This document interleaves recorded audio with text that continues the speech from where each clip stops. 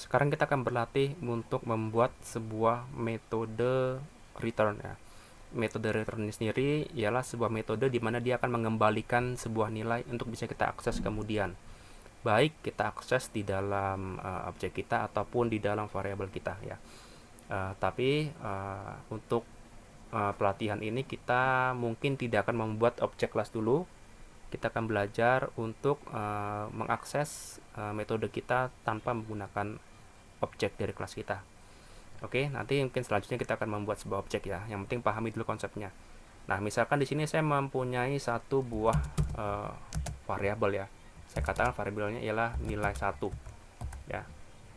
Lalu saya juga mempunyai sebuah variabel misalkan nih hasil ya. Oke, hasil ini saya katakan hasil adalah nilai 1 dikurangin 10 ya.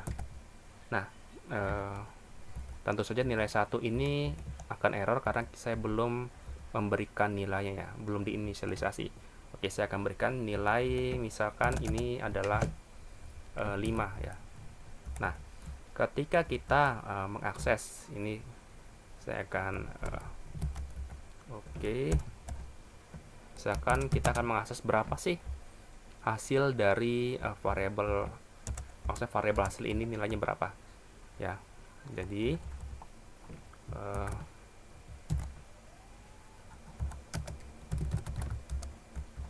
ini akan saya cukup seperti ini.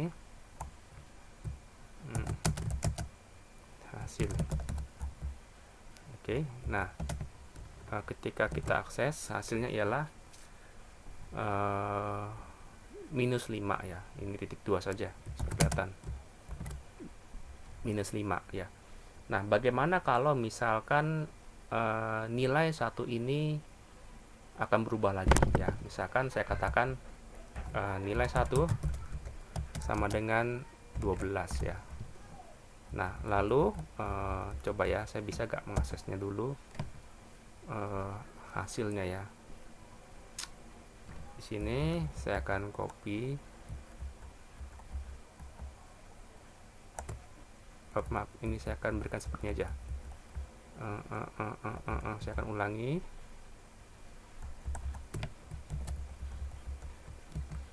Lalu akan saya ulangi kembali di sini.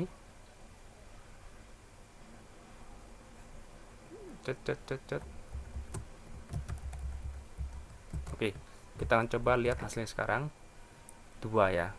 Nah, lalu misalkan saya membuat nilai baru lagi ya. Misalnya nilai satunya sekarang adalah 25 seperti ini. Ya, ketika saya copy saja.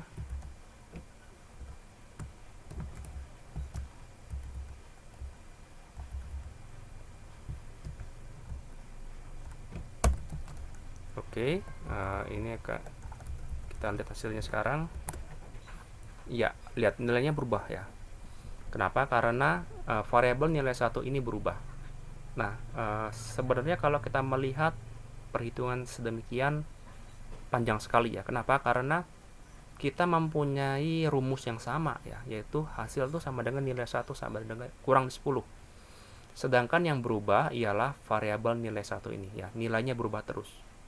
Nah, kita sebenarnya tidak perlu mengulangi kembali tiap rumusnya. Misalkan ini saya hapus ya. Ini saya hapus, kita lihat hasilnya ya. Lihat hasilnya minus 5 semua. Kenapa?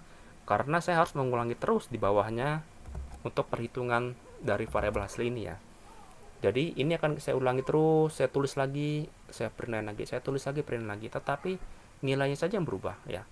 Ini akan sangat memboroskannya. Nah, alangkah lebih tepatnya kita membuat sebuah metode, di mana metode itu sebuah rumus yang baku ya. Kita hanya perlu memasukkan nilai ini saja ke dalamnya. Nanti otomatis dia akan memberikan hasilnya berapa ya. Nah, untuk menulis sebuah metode di dalam metode return ya di sini ya, kita perlu mengaksesnya di bawah bracket ini ya. Kita bracket ini milik dari metode main methodnya ya. Nah, tetapi kita perlu menulis sebuah metode di luar main method ini ya. Ini kan main methodnya ya. Ini milik dari public static void main. ketika kita ingin membuat sebuah metode baru, ya tentu saja kita buat di bawahnya ya, milik dari public class return method ini. Ini adalah kelasnya ya, nama kelas yang saya buat di sini. Oke, saya membuat sebuah rumus yang hasilnya sama dengan yang di atas. Ya, jadi saya cukup menuliskan tipe data apa yang akan saya kembalikan ya. Karena hasil ini, lihat hasil ini akan saya hapus saja. Hasil ini yang akan kita cari ya. Karena bagaimanapun hasilnya berubah. Lihat, hasilnya berubah terus ya. Ini tergantung dari nilai 1 ini. Ya, tentu saja saya akan mengembalikan nilai hasil yang bertipe integer ya. Jadi, untuk menuliskannya, terlebih dahulu saya masukkan tipe datanya dulu. Ya, saya integer, lalu saya tuliskan dulu sebelum integer ialah public ya. Apakah itu public? Public itu bisa diakses ya oleh semua kelasnya. Nanti kita akan belajar ya tentang public ini. Sementara ikuti dulu saja ya menulis kata public. Lalu kita buat nama metodenya apa? Misalnya apa ya? Perhitungan hasil ini ya. Tentu saja tidak boleh ada spasi. Ya, kalau kita buat seperti ini bisa saja ya sah saja, tapi alangkah lebih tepatnya kita gabung saja. Ya, lalu kita buat dalam kurung, lalu bracket kita. Ya, seperti ini. Ya, kenapa ini masih error? Karena kita belum mengembalikan nilainya. Jadi begini, kemarin kita belajar bahwa di dalam sebuah metode ada namanya dalam kurung, dan di dalam kurung ini bisa mengandung parameter atau tidak mengandung parameter. Tetapi pada kasus kita di atas, kita perlu satu parameter, yaitu apa? Nilai 1 ini. Karena nilai ini yang berubah, jangan kita input terus. Jadi kita perlu membuat sebuah variabel integer. Bisa saja namanya saya buat nilai 1 juga, atau saya buat saja ya nilai 1 lah, kita buat ya nilai 1 ya. Nah, lalu saya buat sebuah variabel baru namanya hasil, yang rumusnya ialah seperti ini, nilai 1 dikurangi 10 ya. Lalu akan saya kembalikan ya, saya kembalikan hasil ini ya. Nah, jadi gini pemahamannya ya, ini adalah sepertinya ini akses ya, sebuah akses ya. Nanti kita akan belajar akses ini nanti ya, setelah video-video ini ya. Ini akses ya, ini akses ya. Nah, kalau ini adalah tipe data yang akan dikembalikan. Jadi kan nilai finalnya ini ialah hasil ya. Ini nilai final kan. Ini yang kita cari ini. Hasil ini yang kita cari ya. Tipe datanya apa? Tipe datanya tentu saja integer ya. Jadi kita perlu mengembalikan nilai integer ya. Lalu ini ialah nama metodenya, tidak boleh ada spasi. Ini bebas ya, tidak boleh ada spasi. Nah, kita belajar lagi nanti ya di video awal kita tentang pembuatan nama variabel ya. Yang nggak jauh seperti itu ya, pembuatan nama dari metode itu. Lalu ini nilai 1 ini adalah nilai yang akan kita input karena nilai ini berubah terus. Jadi nanti tinggal kita masukkan saja, misalkan ini 5, ini 12, ini 25. Oke, nilainya akan berubah terus kan. Baru nanti akan diolah di dalam rumus ini. Ini ialah saya membuat sebuah rumus ini ya. Ini rumus untuk mengolah parameternya. Nah, return ini berarti mengembalikan. Kita akan kembalikan hasilnya. Jadi nanti berapapun hasilnya dari perhitungan ini, kita akan kembalikan ke dalam kelas kita, kelas utama kita ya. Oke, sekarang kita akan coba ya. Nah, ini namanya metode perhitungan hasil. Misalkan saya membuat sebuah kasus baru, saya cukup melakukan perhitungan hasil seperti ini, lalu dalam kurung berapa nilainya. Misalkan berapa ya? 7 ya, lihat 7, perhitungan hasil 7. Nah, kenapa ini masih error? Karena nilai ini hanya akan mengembalikan sebuah nilai yang akan perlu diakses oleh sebuah variabel ya. Nah, tentu saja saya perlu membuat sebuah variabel baru. Misalkan saya buat seperti ini, integer. Nah, misalnya apa integer hasil lah, seperti ini ya, seperti ini. Oke. Tetapi di sini masih error. Nah, kenapa? Ingat bahwa saya katakan untuk membuat sebuah untuk mengakses sebuah metode, kita seharusnya eloknya itu membuat objek dari kelas kita. Tetapi karena di sini kita belum belajar tentang membuat objek dari kelas kita ini, ya. Jadi kita perlu menambahkan kata static di depannya, ya. Static. Kalau sudah ada static, coba kita lihat ya. Ini akan saya hapus. Nah, lihat tidak ada error dalamnya, ya. Nah, static ini berarti kita bisa langsung mengakses metode kita tanpa membuat objek, ya. Sebenarnya ini bisa saja saya lalui dengan membuat apa ya, maaf, seperti misalnya saya membuat gini, saya membuat sebuah variabel baru namanya misalnya apa ya, hasil hitung gitu ya, seperti ini ya. Coba ini saya akan masukkan ke dalam perhitungan hasil ya, lalu nilainya akan saya buat misalnya 4 seperti ini ya, bisa saja kan. Jadi sebenarnya nilai yang berubah ini akan saya hapus saja. Baik itu 4, baik itu 7 ya. Ini semua bersumber dari nilai yang berubah ini. Lihat. Ini kan nilai berubah terus ini.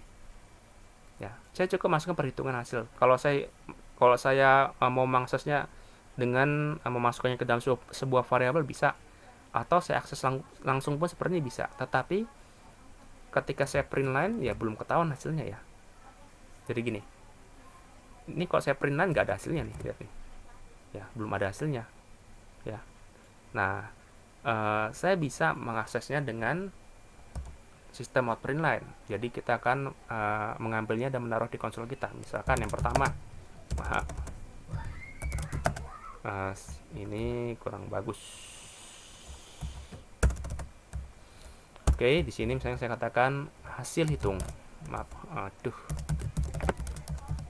Nah, lalu di bawahnya saya buat lagi misalkan out. Lalu ini perhitungan hasil. Saya tuh kebiasaan ya. Perhitungan hasil misalnya dalam kurungnya berapa, 7. Ya, seperti ini. Kita lihat keluar gak hasilnya. Lihat. Minus 6 dan minus 3 ya. Sebenarnya ini udah nggak perlu lagi. Ya, kalau ini kita memasukkan hasil dari metode kita, ini metode kita, dia akan mengembalikan nilai hasilnya. Lalu kita masukkan dulu ini ke dalam variabel baru yang kita ciptakan, ya. Baru nanti perhitungan hasil 4 ini dianggapnya sebuah nilai 1, ya. Nilai 1 akan diolah. Jadi ini parameternya 4, integer hasil sama dengan 4 dikurangi 10, minus 6, ya. Lalu akan dikembalikan minus 6 itu, ya. Jadi akan dikembalikan sama ini. Ya, jadi sekali lagi saya ulangi.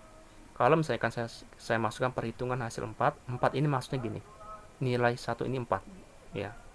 Lalu dia akan menciptakan sebuah integer hasil 4 dikurangi 10 menjadi minus 6. Lalu dikembalikan hasilnya yang minus 6 ini.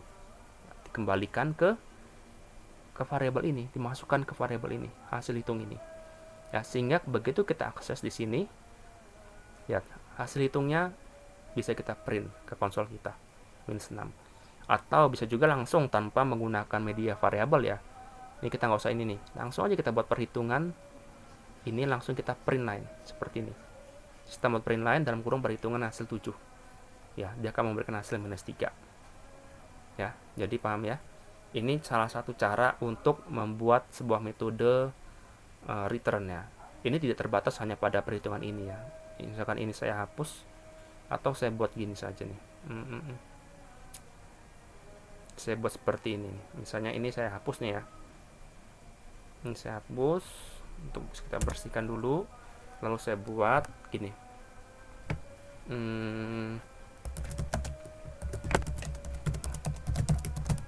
Perhitungan hasil ya. Nah, tapi saya buat sebuah kalimat nih, string. Hasil dari nilai dikurangi 10 adalah perhitungan hasil dalam kurung misalnya i-nya nilai satunya saya buat 7. Bisa saja. Lihat tuh. Ya kan? Sah-sah saja. Ya lebih bagus lagi nih, sederhana. Hasil dari nilai dikurangi 10 adalah minus 3. Ya, jadi paham ya. Rumusnya bisa apa saja ya. Kita bisa juga membuat metode yang lain ya. Ini hanya pemahaman dari metode return ya. Bisa kita menggunakan satu variabel ataupun dua. Contoh yang dua variabel misalnya ya. Saya buat sebuah metode nih. Misalkan saya buat static public, seharusnya sih public static ya. Ya, saya nggak ada masalah juga ya. Lalu ini kita buat integer, misalkan namanya apa ya, perhitungan hasil 2 seperti ini. Lalu saya buat dua parameter, misalnya integer A dan integer B ya, seperti ini. Lalu akan saya buat sebuah integer integer hasil sama dengan integer A dikurangin B, hasilnya ialah kita kalikan 10 misalnya ya. Kita kalikan 10 seperti ini. Lalu kita kembalikan nilai dari hasil ini. Ya, sama saja. Ini menggunakan dua parameter ya. Nah, ketika saya akses, saya bisa membuat sama seperti metode di atas ya. Hasil dari A dikurang nilai 1 kurangin nilai 2 lalu dikalikan 10 ya. Kalikan 10 adalah, nah tentu saja kita perlu melihat kalau saya mengakses perhitungan hasil 2, lihat ini. Hasil 2 akan error. Kenapa? Karena perhitungan hasil 2 di sini ya, dia membutuhkan kita menginput dua nilai ya di dalam dua variabel. Jadi perhitungan hasil ini harus dua parameter karena ada dua parameter. Ini parameter pertama, ini parameter kedua. Kecuali kita mengakses perhitungan hasil ya, dia cuma satu parameter saja. Atau misalnya nih, perhitungan hasil saya buat dua parameter, error juga ya. Kenapa? Karena perhitungan hasil ini hanya membutuhkan satu parameter ya. Jadi kita perlu teliti dalam memasukkan parameternya. Nah, ini saya buat 7,4 misalnya. Jadi nilai A nya, saya perlihatkan, A nya ini ialah 7, B nya ini ialah 4 ya. Lalu ketika saya print line ya, hasilnya keluar adalah 30 ya. Jadi ini satu parameter, ini dua parameter ya. Bagaimana dengan kalau tidak ada parameter sama sekali? Bisa saja, misalnya static ya, public ya. Lalu saya buat integer perhitungan hasil 3 gitu ya. 3 seperti ini. A nya kecil. Oke. Lalu saya buat tidak ada parameter ya. Nah, saya akan mengembalikan nilai 20 ya, tanpa ada rumus ya. Kenapa? Karena tidak ada parameter. Jadi bagaimana saya mengolah rumusnya? Saya kembalikan saja nilainya 20 di sini. Oke, ketika saya akses,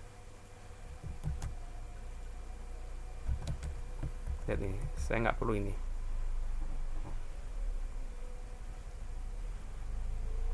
Saya cukup mengatakan nilainya adalah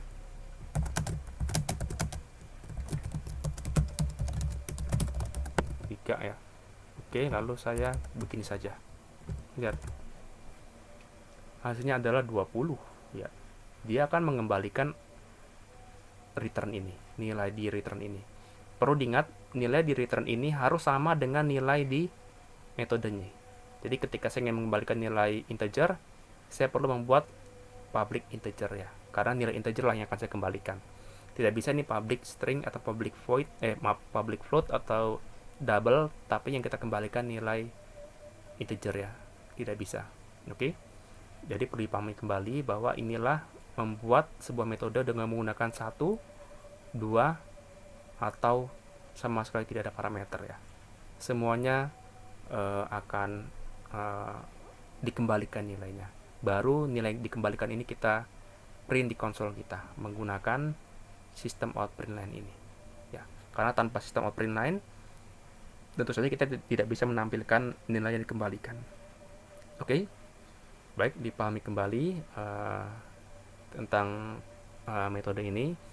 Ini ialah metode return ya. Nanti selanjutnya kita akan ke metode void.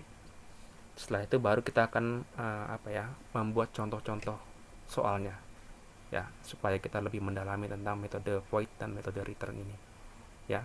Baik, sampai di sini dulu tutorial dari saya. Jika video ini bermanfaat, silahkan like, subscribe.